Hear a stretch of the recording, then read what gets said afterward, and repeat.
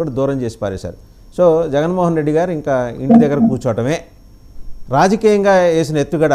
మీరు ఆయన సుప్రీంకోర్టులో ఆయన మీద ఉన్న కేసులు, సిబిఐ కేసులు ఇవన్నీ ఒక ఎత్తు, తిరుపతి లడ్డు ఒక ఎత్తు. కానీ 40 ఏళ్ళ రాజకీయం ఎలా ఉంటుందనేది రుచి చూపించారు.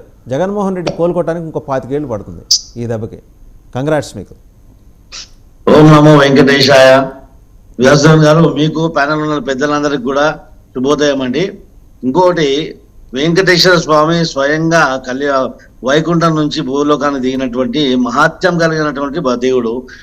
వెంకటేశ్వర స్వామి దగ్గర ఏ ఒక్కరు కూడా చిన్న అపరాధం జరిగినా, చేసినా, ఉద్దేశపూర్వకంగా చేసినా దానికి తగిన పరిణామము వాళ్ళకి ఎంబడే దొరుకుతుంది. అది అందరం చూసాం కూడా. ఇంకోటి ఏంటంటే, ఇది ఒక ఆరోపణగానే మిగిలిపోవాలని చెప్పేసి అనుకుంటున్నా. ఎందుకంటే రాజకీయాలకు అతీతంగా మాట్లాడుతున్నా. ఎందుకంటే వెంకటేశ్వర స్వామి నా ఇష్టదేవుడు, మా ఇంటి దేవుడు కాబట్టి. ఎందుకంటే అలాంటి కోట్లాది మంది నమ్మేటటువంటి వెంకటేశ్వర స్వామి యొక్క సన్నిధిలో ఇలాంటి అపరాధం జరగడం వెంకటేశ్వర స్వామిని నమ్మే భక్తులందరూ కూడా ఒక బాధాకరం.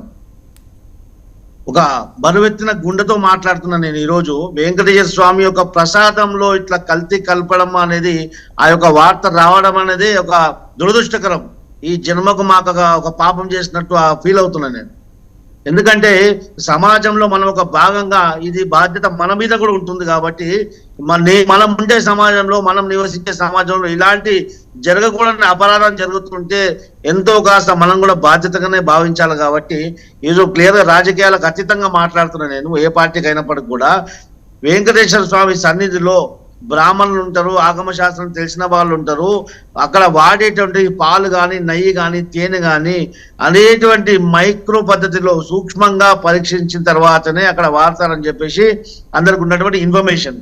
కానీ గత కొన్ని ప్రభుత్వ అధినేతలు ఒక హిందూ మతానికి వ్యతిరేకించే వాళ్ళు, హిందూ మతానికి కాని వాళ్ళు, హిందూ ఇతర వ్యక్తులని అక్కడ ఒక టీటీడీ బోర్డు మెంబర్లు కానీ, టీటీడీ ఒక చైర్మన్లు కానీ నియమించడం వల్ల ఏమైందంటే, అక్కడ టీటీడీలో ఉన్నటువంటి ప్రాముఖ్యత, అక్కడ ఉన్నటువంటి ఇంపార్టెన్స్, ఈ హైందవ ధర్మంలో ఉన్నటువంటి ఇంపార్టెన్స్ వాళ్ళకి తెలియదు కాబట్టి ఇలాంటి ఒక అపచారాలు జరిగే అవకాశం ఉంది. నిన్న జగన్మోహన్ రెడ్డి గారు మాట్లాడి ఏమన్నారంటే, డాక్టర్ రావు గారు ఒక్క నిమిషం, మీరు కూడా టీటీడీ బోర్డు మెంబర్గా ఒక మహిళని వేశారు, తర్వాత వాపసు తీసుకున్నారు, హైందవేతర మహిళని. ఆవిడే ప్రస్తుత హోంమంత్రి. మర్చిపోయారా? నిజమే. ఇప్పుడు నిన్న జగన్మోహన్ రెడ్డి ఏం చెప్పారంటే, అందరి ఏళ్ళు వైవి సుబ్బారెడ్డి వైపు. ఎందుకంటే వారు జగన్మోహన్ రెడ్డి గారి యొక్క కుటుంబ సభ్యులు కాబట్టి, ఖచ్చితంగా వారు హిందూ మతానికి చెందిన వాళ్ళు కాదు కాబట్టి, వాళ్ళు హిందువులా కాదని చెప్పి ఒక అనుమానం అందరు లేబెడుతుంది. కాబట్టి నేను జగన్మోహన్ రెడ్డి ఏమన్నారు, ఆయన 40 సార్లు అయ్యప్ప స్వామి పోయాడు. సూపర్ స్వామి ఏం సూపర్ స్వామి నువ్వు ఏ స్వామి కూడా తెలియంది, అదేంది కథ? నువ్వు డిఫెన్స్ లో పడ్డాడు. జగన్మోహన్ రెడ్డి ఒక డిఫెన్స్ లో పడ్డాడు. నేను హిందూ మతాన్ని, వెంకటేశ్వర స్వామిని నమ్మి ఆరాధించే వ్యక్తిని అక్కడ నియమించలేదని చెప్పేసి ఒక పరోక్షంగా జగన్మోహన్ రెడ్డి ఒప్పుకున్నట్లు అయిపోయింది అక్కడ. ఇలాంటి హిందూ మతాన్ని వ్యతిరేకించే వాళ్ళు, హిందూ మతాన్ని, వెంకటేశ్వర స్వామి పైన నమ్మకం లేని వాళ్ళని అక్కడ టీటీడీ బోర్డు మెంబర్గా కానివ్వండి, చైర్మన్గా నియమిస్తే ఇలాంటి అపరాధాలు జరుగుతాయి ఖచ్చితంగా. అలాంటి అపరాధాలు జరగొద్దని చెప్పేసి ఈరోజు కేంద్ర ప్రభుత్వం కూడా దీనిపైన స్పందించింది. లడ్డా గారు మాట్లాడారు, ఆ రిపోర్ట్ పంపిమని చెప్పారు. దానిపైన సమగ్ర విచారణ చేపడతానని చెప్పారు. విచారణ చేపట్టాలా, దీంట్లో ఉన్నటువంటి దోషులను ఖచ్చితంగా ఉరిదీయాలంటున్నాను నేను. ఎందుకంటే ఒక వెంకటేశ్వర స్వామి భక్తుడిగా చెప్తున్నా, అతన్ని ఉరిదీయాల. దీనికి కారకులు ఎవరైనా కానీ, ఏ సంస్థ అక్కడ ఉన్నా కానీ ఆ సంస్థని పూర్తిగా పర్మనెంట్ గా నిషేధించాలి. అలాంటి సంస్థలను, ఆ రా మెటీరియల్ ఎవరైతే సప్లై చేస్తున్నారో అలాంటిది.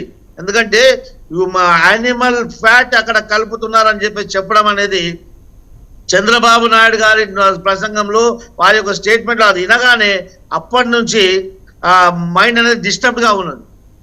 ఇలా నేను ఒక్కనే కాదు, ఇలాంటి లక్షలాది కోట్లాది భక్తులు ఇలాంటి ఇబ్బందికరమైన పరిస్థితులు. మేము ఒక గొప్పగా మా రాష్ట్రానికి చెందినటువంటి దేవాలయం అని మేము ఎక్కడైనా ఇతర రాష్ట్రాలకు వెళ్ళినా లడ్డును పట్టుకెళ్ళి అక్కడ ప్రసాదంగా ఒక మొమెంటోగా మేము ఇచ్చేవాళ్ళం.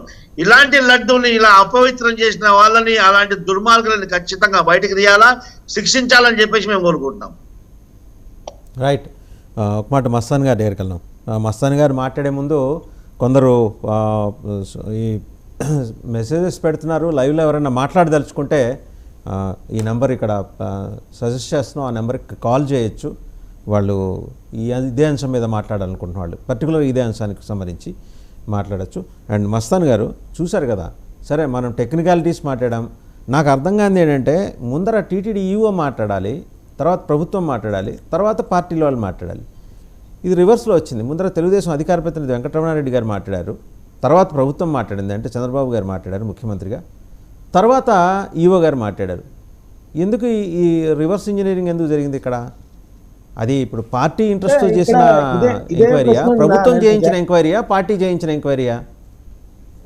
అంటే ఇదే ప్రశ్న నేను నిన్న జగన్మోహన్ రెడ్డి గారి ప్రశ్న నేను కూడా ఉన్నాను. అంటే ఆయన అడిగా, అంటే ఆయన మాటల్లో చెప్పాలంటే ఏంటంటే ఇదంతా సూపర్ 6 సూపర్ 7 పథకాలని అమలు చేయలేక జూలై 23వ తారీఖు వచ్చిన రిపోర్ట్ని, ఎన్డీడీబీ రిపోర్ట్ని ఇప్పుడు చంద్రబాబు నాయుడు గారు 2 రోజుల క్రితం అనౌన్స్ చేశారు. లేదా వెంకటరమణారెడ్డి గారు, అంటే నిజంగా మీరు చెప్పినట్లు వెంకటరమణారెడ్డి గారి దగ్గరికే ఫస్ట్ ఎన్డీడీబీ రిపోర్ట్ వచ్చింది. ఆ రిపోర్టు ఆయన